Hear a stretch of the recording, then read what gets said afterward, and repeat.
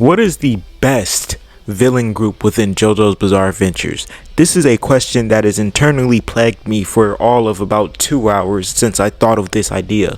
And in all honesty, I'm finna go down the list of the 4 most popular and the ones that I can think of first off the bat. And I'm gonna pick which one is my favorite. Now, if you follow my TikTok, you may have gotten kind of spoiled on this video, because there is a video on my TikTok that is very similar to this video, and it's just this video in long form. But you're here now, so you might as well watch. Up first, we have the Sons of Dio. Now, the Sons of Dio as a villain group were pretty ass. Not pretty, they were very ass. As a matter of fact, we don't ever see them together, working together at all, I believe. We just don't see them working together at all. Poochie decided that it would be better to use their powers one by one to pick off the different groups. So you had Ungalo going after Anasui and Weather Report with Bohemian Rhapsody. You got Donatello versus with Underworld. You got the other son with Sky High. But really, if they really wanted to do Jolene and them in, they would have just put Sky High and Underworld together, so that while Jolene and them were in that plane, they would just start seeing these fucking bug type shits fuck with them. Now granted, it probably would have messed with the canon, I guess, but like Underworld's stand ability, it's so incredibly hard to actually mess with it because they all have the instinct of knowing what's going to happen next. So, but as far as best JoJo group, the best villain JoJo group in specific too, no, I can't see it. They never really work together. They never really do anything of note for real. They don't beat anyone. No, just no. Up next, we have the Rock Humans. Now, with the Rock Humans, they're closer to being the best, only because part 8 was a very, very crazy trip, and it was a trip that you're just like, oh man, this is a well-oiled machine of a group. And it makes sense why. None of them have personal friendships or relationships. They aren't seeking that. All they're seeking is getting ahead and making it so that Rock Humans rule the planet over humans, which it's fair, don't get me wrong. And the only reason I say it's fair is because humans are literally cutting down their habitats day by day, thousands of acres by thousands of acres. As a team, they work like a well-oiled machine, ready and willing. They are the same team who caught Kira and Josephine at the same time, which I still don't know how Josephine was able to get off the island long enough for them to do the equivalent exchange, but they did. That was luck, not gonna lie. That was pure luck, because they both should have died then and there, especially going against Damo. But it felt like everyone in the group held their weight, from poor Tom to the Dr. Wu, of course Toru, the twins, Yotsuki, I'm pretty sure is their name, or his name. Everyone held their weight, and everyone's fight was pretty fun to watch. Even Do Re Mi Fa Sol La Ti Do, they're still in the running, but up next it's tough. It's real tough, because then you have the Pillarmen. Now everyone knows how much I love the Pillarmen. Hell, y'all, I'm pretty sure y'all saw that video a few days ago where I was glazing the fuck out of Wamu and the Pillarmen in general and their fans, because again, y'all are goats. But the Pillarmen, if you really want to talk about well-oiled machines, you would be getting hit with a Pillarman sweet combo that's draining all of your blood before you could even think.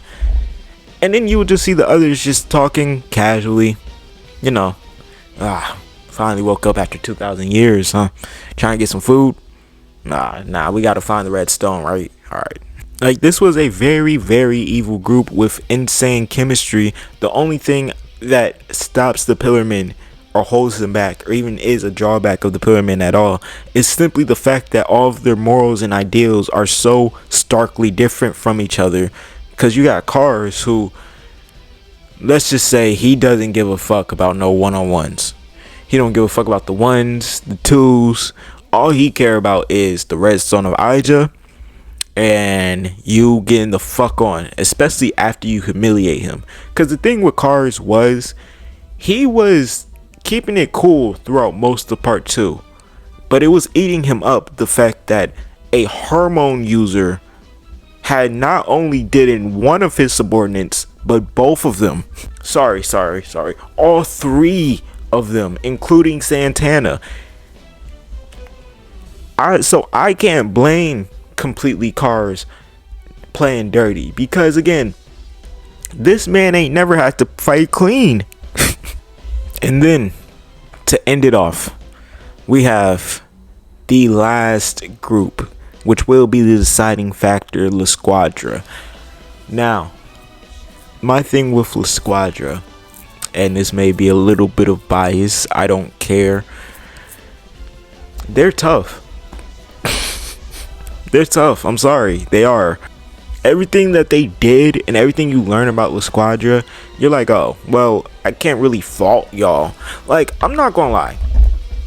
How can I fault La Squadra for being like, well, you pay other groups more than us, and we're the ones who are actually risking our lives and killing people. You know, we're actually getting people off the map. Can you give us some territory so that we have somewhere to stay, or do you just want us always to be traveling clowns? And then after that was refused, them, now I won't lie, they were slow as shit for, they didn't send Sobre and the other one, but like they were dumb as shit for going there, because they got cooked pretty nicely, pretty calmly, and then La Squadra got back pieces of them. That's crazy. The only issue with La Squadra is simply the fact that they ran into Bucciarati's squad. That's it. And they ran into a new rookie, which they had no intel about. Majority of them had no intel about. Shit, Diavolo probably barely had intel about Giorno for majority of Golden Wind. This man, Giorno, was a rookie with a life-giving stand. Everyone was cooked. I won't lie. That just put everyone on notice within Passion. But yeah, La Squadra, they were an excellent group. The only issue is that they just ran into that whole group. But after naming these 4, giving you a rundown, giving you choices, who would you pick? Because I'll let you know my pick, but I'll give you your moment of silence. Okay, silence done. You want to know who I'm picking? La Squadra. 100%. 9 out of 10 times. Only reason it's not 10 out of 10 times because 1 out of those 9 times, or 1 out of those 10 times, Pillarmen are going to get the nod. The Pillarmen will get the nod. You know, I wanted to pick the Rock Humans. The Rock Humans are really cool. I feel like they might also get a nod maybe once every 1 out of 10 times. But other than that, La Squadra low-key got it on lock. But that's all I got for y'all. If y'all enjoyed the video, make sure to like, comment, subscribe, and don't forget to leave what the best villain group is in the comments. And until next time, peace.